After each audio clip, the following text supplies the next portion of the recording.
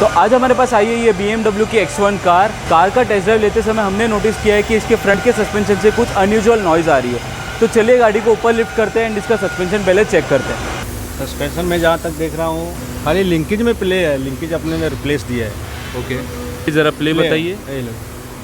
ये देखिए, ओके, तो स्टेबलाइजर लिंकेज इसका हमें चेंज करना है। शॉक एब्जॉर्बर कैसा है?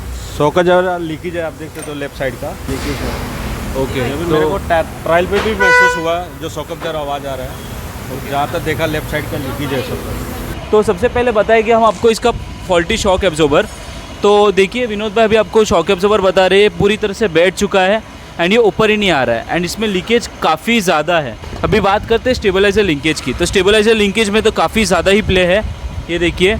तो इसी की वजह से ना जो है आवाज़ आ रहा था सस्पेंशन का गाड़ी में।